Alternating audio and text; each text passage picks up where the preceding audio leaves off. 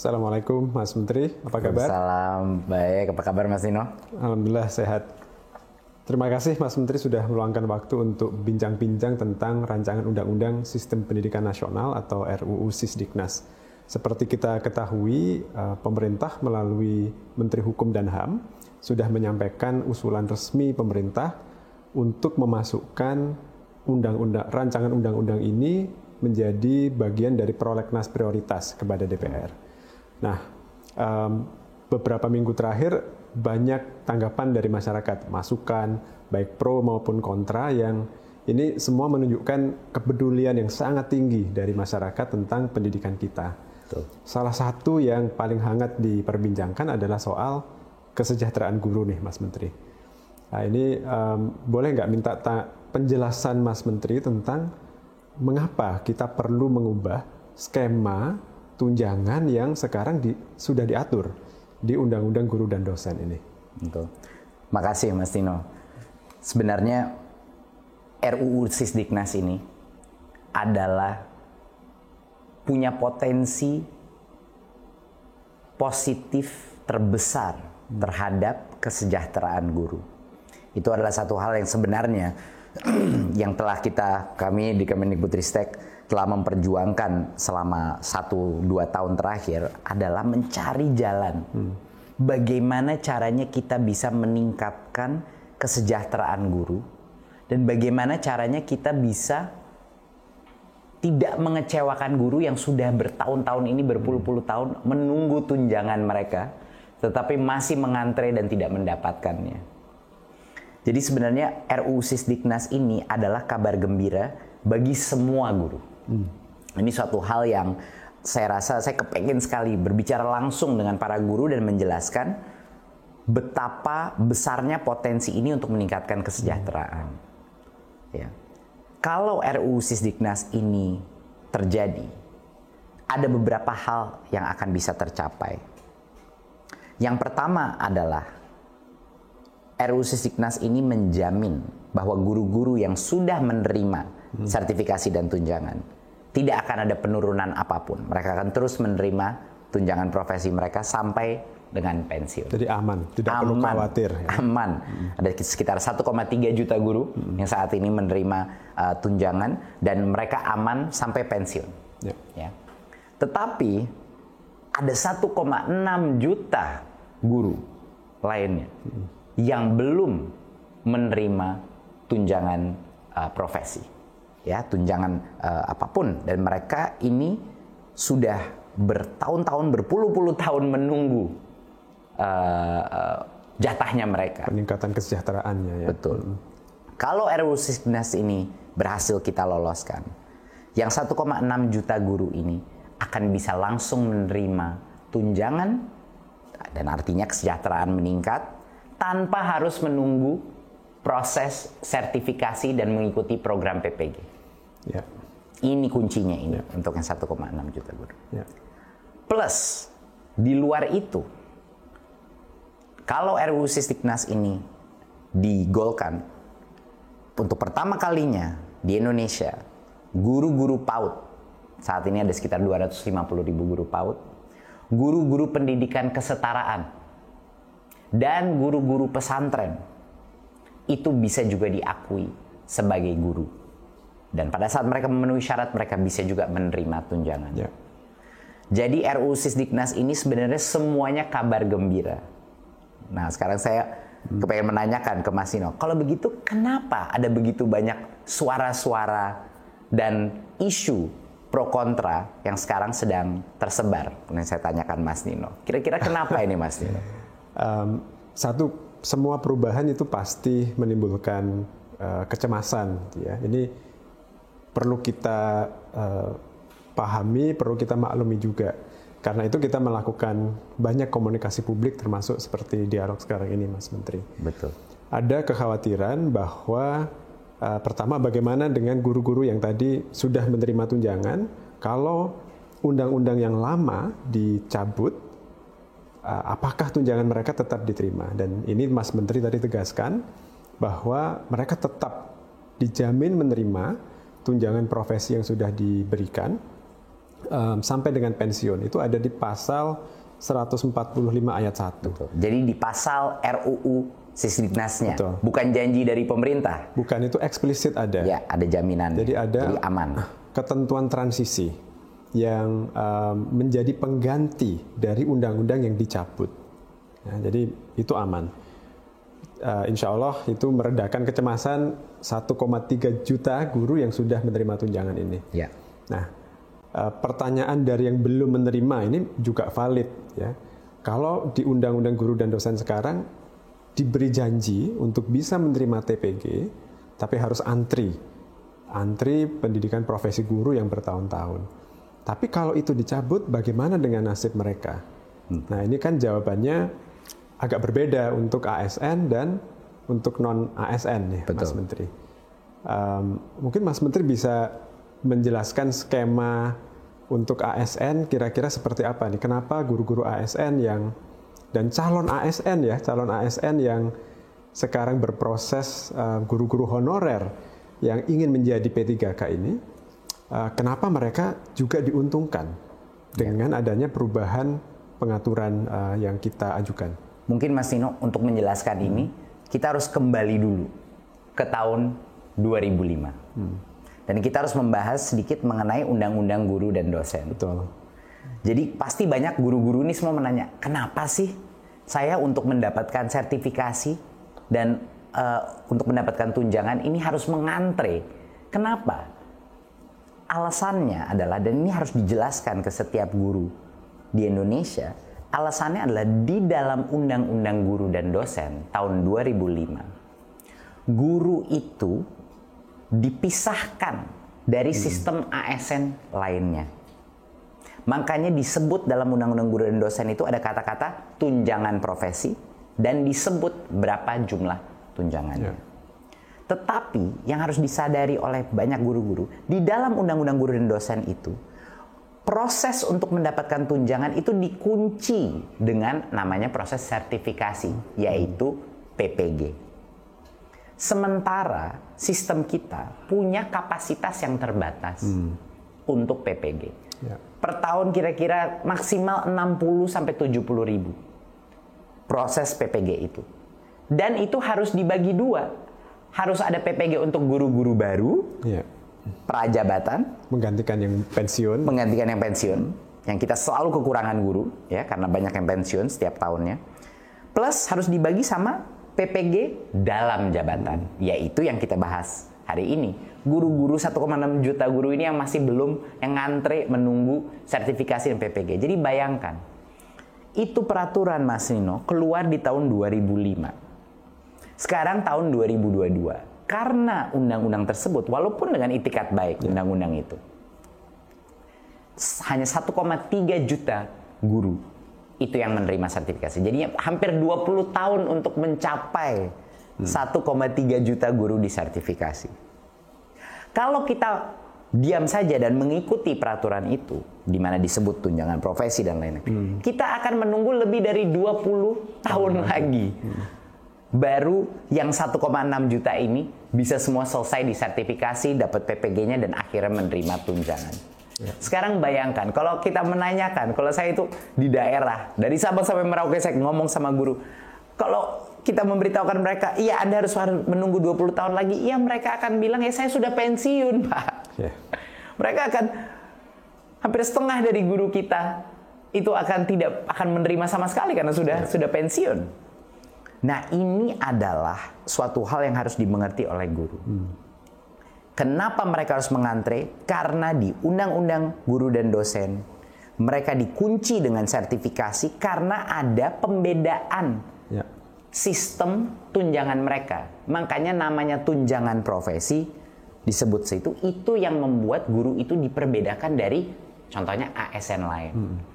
Sementara ASN yang lain itu tidak perlu menerima, tidak perlu melalui proses sertifikasi atau proses PPG untuk mendapatkan tunjangannya.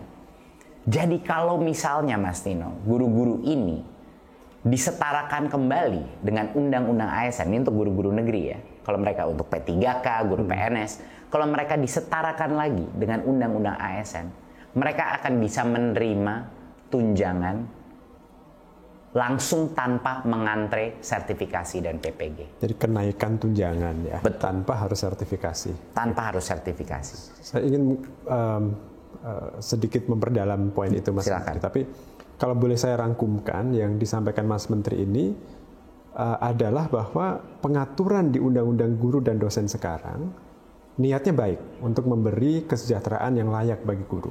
Dan itu sama dengan niat kita gitu ya sekarang. Tapi itu sulit diimplementasikan karena mencampurkan dua hal. Satu, sertifikasi yang tujuannya adalah untuk kualitas, dan yang kedua kesejahteraan, tunjangan profesi untuk meningkatkan kesejahteraan. Betul. Dan urutannya jadi keliru urutannya ya. Kalau di Undang-Undang Guru dan Dosen sekarang sertifikasi dulu, kualitas dulu, baru boleh mendapatkan kenaikan tunjangan, kenaikan kesejahteraan. Padahal seharusnya ya kalau orang bekerja menjalankan tugas sebagai guru, otomatis dia seharusnya mendapatkan penghasilan yang layak. Dan itu adalah kenapa kita pagi siang malam berjuang untuk RUU Sisdiknas ini. Karena menurut kami di Kemendikbudristek, kalau orang itu bekerja sebagai guru, dia harus mendapatkan tunjangan. Ya. Kenapa harus dia menunggu antrean sertifikasi lagi untuk mendapatkannya? Tetapi situasinya, kenapa ini ada polemik di masyarakat? Karena ada berbagai pihak yang sekarang mempertanyakan, melihatnya hanya sangat dari permukaan saja. Mereka melihat kata tunjangan profesi itu dikeluarkan dari undang-undang. Seolah-olah kita ingin menarik tunjangan. Padahal kebalikannya, Mas Nino. Kata tunjangan profesi itulah alasan kenapa 1,6 juta guru itu sekarang tidak menerima tunjangannya dan harus mengantre. Jadi disandra oleh pengaturan yang mengikat mereka harus sertifikasi dulu baru menerima penghasilan yang layak. Nah, kalau pertanyaan kritisnya begini, Mas Menteri, kenapa tidak ya Kemdikbud mempermudah saja proses sertifikasinya? Berikan saja sertifikasi bagi semua guru yang 1,6 juta tadi. Ya, tidak bisa. Kenapa? Karena sertifikasi itu adalah analoginya adalah SIM, ya kan Mas Nino? Seperti surat izin mengemudi. Untuk bisa menjadi guru, harus tentunya ada izin bahwa guru ini kualifikasinya tepat. Jadi kita harus melindungi konsep sertifikasi untuk guru-guru baru sebelum mereka diberikan izin untuk bekerja sebagai guru, baik di swasta maupun di negeri. Ini harus ada proses kualifikasi siapa yang boleh menjadi guru. Gitu. Selama ini di Undang-Undang Guru dan Dosen ini kan digabung proses sertifikasi dan tunjangan. Kita ingin memecahkannya sehingga yang sudah menjadi guru ya udah kita putihkan mereka. Mereka kita bisa berikan tunjangan tanpa mereka harus mengikuti proses sertifikasi. Dan benefitnya adalah sertifikasi masih terjaga. Untuk guru-guru baru kita memastikan guru-guru baru yang akan menjadi regenerasi proses transformasi ini kualitasnya baik. Plus kapasitas PPG itu bisa 100% kita dedikasikan untuk pelatihan dan sertifikasi guru baru. Sehingga menutup kebutuhan guru kita yang setiap tahunnya itu selalu ada kekurangan karena pensiun. Jadi ini akan meredakan tekanan ya dari kapasitas dan suplai guru kita yang sudah dikomplain di berbagai macam daerah. Ya, itu adalah benefitnya. Jadi kenapa kita tidak bisa langsung saja memberikan sertifikasi pada semuanya? Karena kita harus menjaga marwah daripada izin untuk mengajar sertifikasi. Jadi itu kita lindungi. Tapi ujung-ujungnya, dan ini yang harus guru mengetahui, ujung-ujungnya yang penting buat guru yang sudah menjadi guru sekarang itu apa? Apakah yang penting itu adalah peningkatan daripada tunjangan mereka, peningkatan kepada kesejahteraan mereka? Ya ini adalah cara yang terbaik untuk mengembalikan mereka kepada standar untuk yang guru negeri, kepada standar guru ASN. Tentang konsep tunjangan profesi tadi, guru ASN itu kalau mereka dikecualikan, mereka tidak bisa menerima tunjangan yang diatur di Undang-Undang ASN. Betul. Gitu ya.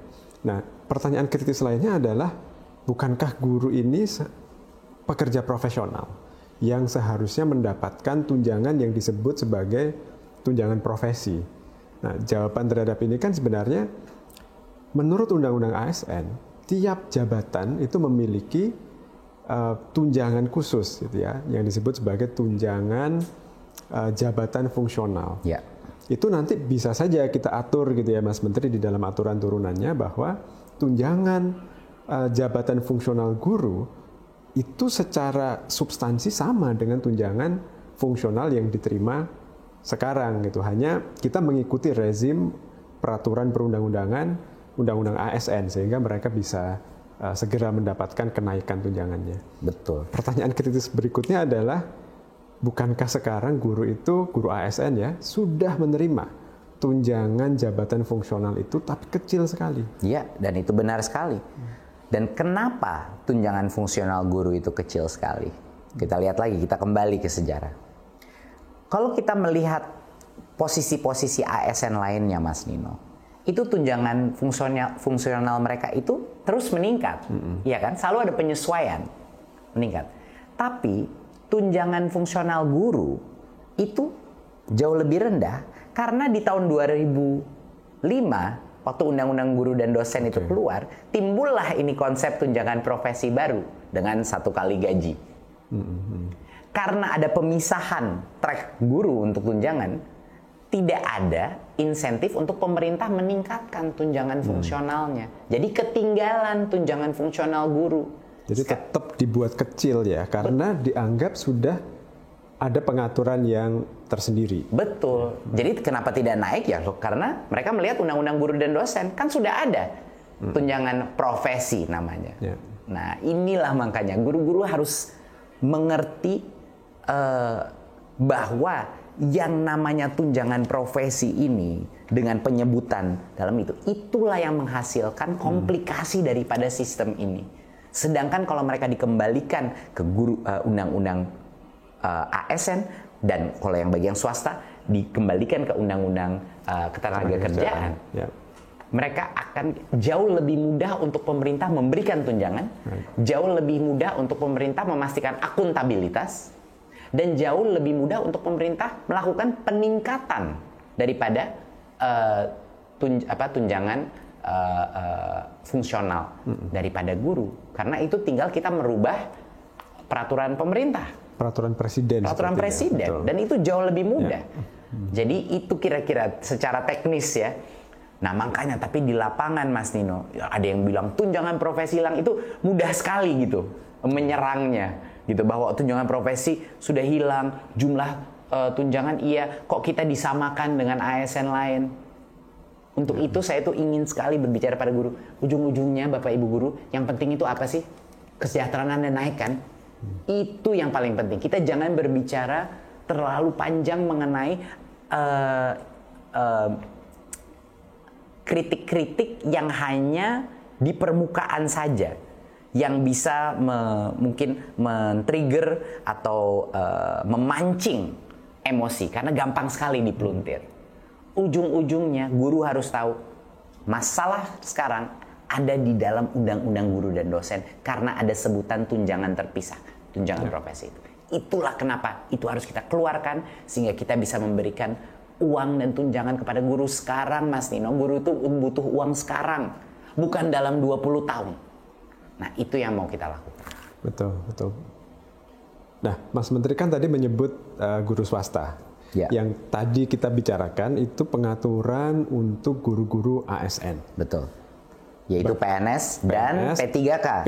Jadi semua ini yang baru mau diangkat jadi P3K, yang udah 300.000 diangkat dan akan ada ratusan ribu lainnya, ini juga masuk dalam kategori itu kan. Betul. Yang ASN, betul. Silakan. Kalau yang swasta gimana Mas Nino? Nah, kalau yang swasta ini pengaturannya agak berbeda.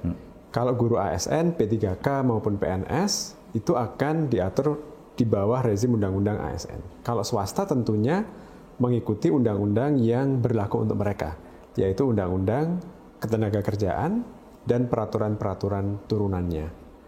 Tapi pada prinsipnya, di peraturan pemerintah tentang pengupahan, itu menyebutkan bahwa setiap orang yang melakukan pekerjaan yang sama, itu berhak mendapatkan penghasilan yang sama juga.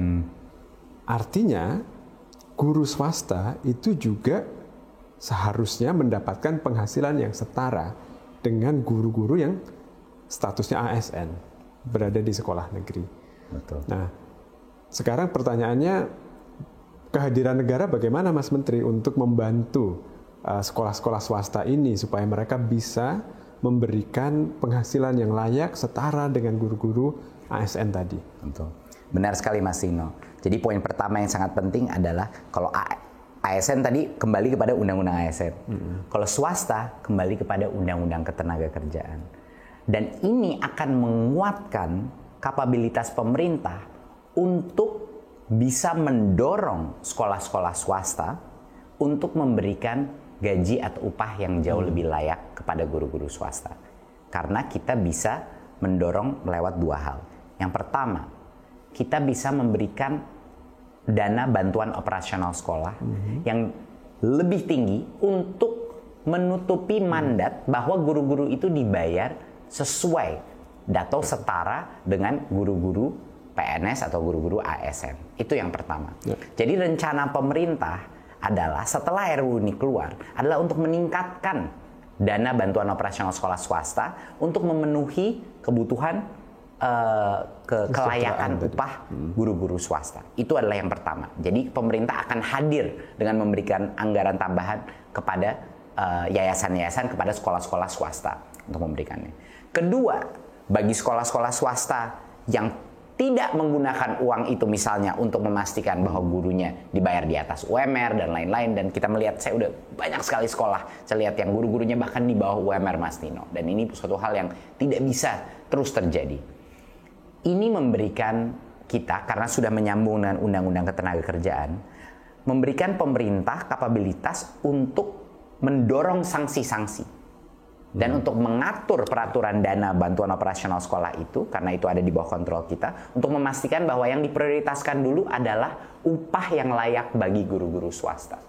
Jadi dua mekanisme itu adalah benefit ya daripada perubahan di RUU Sisdiknas ini. Jadi melalui peningkatan subsidi kita, BOS, bantuan operasional sekolah, yang itu di bawah kontrolnya Kemendikbudristek. Jadi kita bisa memandatkan, mengharuskan sekolah swasta untuk memprioritaskan penggunaan dana BOS ini bagi penghasilan gurunya, kesejahteraan gurunya. Ya. Dan kalau itu tidak terjadi, ada berbagai macam sanksi yang bisa kita lakukan, termasuk penahanan dana BOS tersebut. Kalau misalnya yayasan itu tidak membayar upah yang layak, gitu. Jadi itu adalah garansi check dan balance yang akan kita lakukan kepada sekolah-sekolah swasta. Dan yang kedua tadi, justru karena ikut Undang-Undang Ketenagakerjaan yang aturan turunannya sudah sangat detail, sangat lengkap, melindungi hak-hak pekerja, justru karena itulah guru-guru di sekolah swasta ini bisa lebih punya kepastian hukum sebenarnya ya. Betul. Karena tidak dikecualikan lagi. Betul. Sekali lagi, kembali lagi. Masalahnya di guru swasta, kenapa banyak guru dibayar UMR dan lain-lain? Karena ini ada pengecualian guru di Undang-Undang Guru dan Dosen dengan adanya namanya disebut tunjangan profesi. Jadi baliknya ke situ lagi Mas Nino. Ujung-ujungnya buat guru negeri, guru swasta, guru honorer, semuanya ini seperti yang Mas Nino bilang, tersandera dengan konsep tunjangan profesi guru. Padahal di Undang-Undang ASN dan di Undang-Undang Ketenagakerjaan itu bisa jauh lebih terlindungi dan bisa langsung mengalami peningkatan kesejahteraan. Itu sebenarnya. Oke Mas Menteri, jadi guru swasta akan diatur melalui peraturan perundang-undangan yang mengikuti Undang-Undang Ketenagakerjaan. Dan mereka akan bisa mendapatkan perlindungan kepastian hukum yang lebih di sana ya. Nah, tetapi ada persepsi bahwa kalau seperti itu, maka guru tidak menjadi khusus lagi. Itu apa betul seperti itu Mas Menteri? Mas Tino, hampir semua profesi, mulai dari pegawai sampai dengan CEO di seluruh Indonesia itu dilindungi oleh Undang-Undang Ketenagakerjaan. Jadi itu merupakan suatu wadah regulasi yang tugasnya untuk melindungi semua profesi, semua pekerja di seluruh Indonesia. Jadi termasuk guru, termasuk CEO, dokter, insinyur, dan lain-lain. Jadi ini bukan sesuatu yang baru atau sesuatu yang ingin merendahkan guru, tapi malah untuk memastikan bahwa guru mendapatkan perlindungan yang seluruh sektor ekonomi kita juga mendapat perlindungan tersebut. Ya, jadi undang-undang ketenagakerjaan ini melindungi siapapun yang bekerja di luar pemerintah, gitu ya. Oke. Nah, saya ingin kembali ke sesuatu yang disampaikan Mas Menteri di awal tadi tentang guru PAUD, guru non formal, pendidik yang ada di pesantren. Kenapa kita melakukan perubahan tentang status mereka melalui rancangan undang-undang Sisdiknas ini, Mas Menteri? Jawabannya sangat sederhana, karena mereka itu guru. Mereka itu guru. Guru-guru pesantren, pesantren formal, guru-guru PAUD, guru-guru pendidikan kesetaraan. Kami di Kemendikbudristek merasa sudah saatnya untuk mereka diakui sebagai guru. Apalagi kita tahu misalnya PAUD. Kita tahu betapa besarnya peran pendidikan anak usia dini dalam pengembangan di masa depan mereka. Kita sudah tahu, sainsnya sudah sangat terbukti betapa pentingnya. Lalu kenapa guru-guru PAUD ini tidak bisa diakui sebagai guru? Dan kalau diakui dan memenuhi syarat tidak bisa menerima tunjangan gitu. Sama juga dengan guru-guru pesantren. Saya menginap di salah satu pesantren di Jawa Timur, dan fungsi daripada para pengajar-pengajar di pesantren itu ya guru, dan banyak dari mereka yang menggunakan standar nasional pendidikan dan berbagai macam unsur dari kurikulum nasional kita. Jadi menurut saya sudah waktunya bahwa guru-guru pesantren, guru-guru sekolah kesetaraan, dan guru-guru PAUD itu diakui sebagai guru. Jadi sangat penting menurut saya bagi kelompok-kelompok ini untuk menyuarakan dukungannya terhadap RUU Sisdiknas ini, agar masyarakat juga bisa mengerti kenapa mereka harus dan patut diberikan hak dan kesejahteraan yang sama dengan guru-guru lain. Itu bagi kami sangat penting bahwa ini tersebar berita bahwa kelompok-kelompok yang saat ini belum diakui sebagai guru akan bisa akhirnya mendapat kesetaraan sebagai guru. Jadi jangankan tunjangan, pengakuan bahwa mereka adalah guru pun selama ini tidak ada di undang-undang Sisdiknas yang berlaku maupun undang-undang guru dan dosen. Betul. Untuk PAUD bahkan ini mungkin belum banyak yang tahu, PAUD itu tidak diakui sebagai jenjang pendidikan. Betul. Di Sisdiknas yang sekarang berlaku. Jadi betul, rancangan undang-undang Sisdiknas yang kita ajukan ini ingin membuat tata kelola yang jauh lebih inklusif dan jauh lebih adil bagi semua yang menjalankan peran sebagai guru ya. Betul. Jadi ini adalah RUU dengan aspirasi inklusi yang sangat besar. Jadi benar-benar arah dan spirit daripada RUU ini adalah inklusi. Ayo kita sama-sama gotong royong, kita libatkan yang tadinya dikeluarkan dari sistem, kembali masuk ke dalam sistem. Baik, mungkin menjelang akhir saya ingin menanyakan tentang kepastian nih Mas Menteri. Semua yang kita sampaikan tadi itu tergantung pada peraturan turunan dari rancangan undang-undang Sisdiknas ini. Nah, apa jaminannya bahwa setelah RUU ini disahkan, peraturan turunannya akan mencerminkan apa yang kita cita-citakan melalui rancangan undang-undang Sisdiknas ini? Betul. Mungkin untuk menjawab itu saya menanyakan pertanyaan dulu. Apa jaminannya waktu undang-undang guru dan dosen di tahun 2005 memberikan tunjangan profesi? Ya. Apa jaminan yang telah terjadi? 20 tahun itu guru-guru menunggu dan hanya sebagian yang sudah menerima. Jadi undang-undang yang saat ini sudah ada itu pun ternyata tidak menjamin. Karena tidak bisa diimplementasikan ternyata. Betul, ya. Betul. Nah, itulah alasan kenapa pemerintah sekarang mengambil posisi dan sedang menyiapkan berbagai macam peraturan turunan yang kami siapkan untuk tahun ini dan tahun depan 2023. Inilah kenapa ada urgensi bahwa masyarakat terutama guru harus bersuara untuk mendukung RUU Sisdiknas ini agar di tahun 2023 semua peraturan turunannya sudah bisa siap selama kita masih berada di sini di tahun 2023. Ini adalah poin yang menurut saya sangat penting. Dan bagi mungkin pihak-pihak yang masih tidak punya kepercayaan kepada pemerintah dalam aspek kesejahteraan guru, saya mudah sekali menjawabnya. Track record kita selama ini, Mas Nino, di Kemendikbudristek adalah keterpihakan yang sangat jelas kepada guru. Dan ada jutaan guru yang sudah merasakan keterpihakan Kemendikbudristek terhadap guru. Saya kasih contoh. Bantuan subsidi upah di masa COVID, itu kita yang perjuangkan. Pulsa bagi guru-guru dan murid-murid pada saat itu kita yang perjuangkan. Kita merubah mekanisme dana BOS untuk memberikan fleksibilitas terbesar untuk kepala sekolah bisa menggunakan dana BOS untuk membayar guru honorer. Dan selama berpuluh-puluh tahun baru sekarang ada titik terang untuk para guru honorer. Dan 300.000 guru honorer sudah menjadi P3K dan ratusan ribu lainnya akan menjadi P3K dan ASN. Dan grup-grup ini P3K pun yang akan menerima benefit daripada tunjangan fungsional yang bisa langsung diberikan kepada mereka daripada menunggu antrean lagi untuk sertifikasi. Jadi poin saya adalah saya dengar banyak suara-suara di luar situ yang selalu mencurigakan terhadap pemerintah saat ini. Tapi saya tidak perlu menyebut janji-janji ke depan. Lihat saja track record kita ke belakang. Betapa besarnya perjuangan kita untuk kesejahteraan guru. Dan kenapa kita mau merombak ini RUU Sisdiknas adalah untuk ini. Kenapa kita siap merepotkan diri, berjuang di parlemen, berjuang di Kementerian Keuangan, berjuang di Kemenpan RB untuk melakukan ini.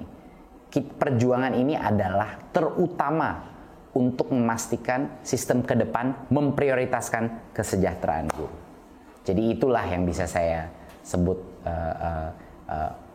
kita ingin masyarakat dan terutama guru-guru untuk percaya dengan kita dan di tahun 2023 peraturan turunannya akan mencerminkan semua dan mencerminkan semua visi dan aspirasi tersebut. Dan saya yakin di tahun 2003 pada saat peraturan turunannya keluar dan RUU ini sudah digolkan, guru-guru akan tenang, guru-guru akan benar-benar merasa jauh lebih aman dari sisi kesejahteraan. Itu harapan besar saya. Jadi ada urgensi kenapa kita perlu membahas rancangan undang-undang ini bersama dengan DPR nantinya. Betul. Mas Menteri ya. Betul. Mungkin yang perlu kita tekankan juga adalah bahwa kita menjalankan semua prosedur dalam penyusunan undang-undang. Jadi kita mengikuti peraturan perundangan tentang pembentukan undang-undang dengan setia. Mulai dari tahap perencanaan dan sampai nanti kita membahas dengan DPR.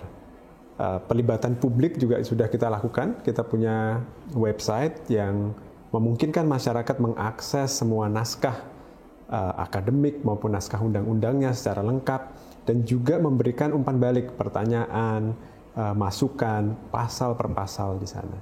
Jadi insya Allah kita terbuka melakukan proses ini. Kita tidak ada yang ditutup-tutupi. Ini semuanya terbuka dan kita justru ingin masyarakat berpartisipasi secara bermakna dalam proses penyusunan ini, Mas Menteri ya. Betul. Dan mungkin dari saya ingin memastikan bahwa harapan besar saya adalah guru-guru tidak terpancing dengan berbagai macam tuduhan yang tidak berbasis logika dan fakta dari apa yang kita inginkan. Ya, jadi sekarang kita untuk mereview ya, Mas Nino, kita sudah menjawab tadi kenapa tunjangan profesi dan jumlah tunjangan harus dikeluarkan. Karena itulah alasan guru-guru sekarang tidak bisa menerima tunjangan. Kita sudah menjawab, yang sudah dapat tunjangan bagaimana? Apakah mereka akan dirugikan? Tidak. Di undang-undangnya dijamin mereka akan terus mendapatkan sampai mereka pensiun. Ya kan? Ketiga, bagi guru-guru swasta, kita memastikan bahwa kita akan meningkatkan bantuan operasional sekolah pada mereka dan juga akan menggencarkan peraturan undang-undang ketenagakerjaan untuk memastikan mereka tidak dibayar di bawah UMR. ya, mendapat tunjangan yang layak. Jadi sudah aman. Keempat, bahwa guru-guru PAUD, guru-guru pendidikan kesetaraan, dan guru-guru pesantren akan bisa diakui sebagai guru dengan semua benefit dan tunjangan yang ada di sini. Ya, jadi ini semuanya adalah kabar gembira, dan kami sudah membicarakan semua aspek apa tadi kritik-kritik yang dilemparkan. Dan sebenarnya satu hal yang sangat penting adalah saya diminta oleh Pak Presiden, mandatnya Pak Presiden adalah dalam RUU Sisdiknas ini kesejahteraan guru harus terjamin dan meningkat, bukan hanya terjamin, meningkat kesejahteraan guru. Itu adalah mandat yang diberikan Pak Presiden kepada kami di Kemendikbudristek. Dan karena itulah RUU Sisdiknas ini harus dilihat sebagai masyarakat sebagai suatu hadiah yang harus dirayakan, harus didukung, tapi juga silahkan berikan input, berikan masukan.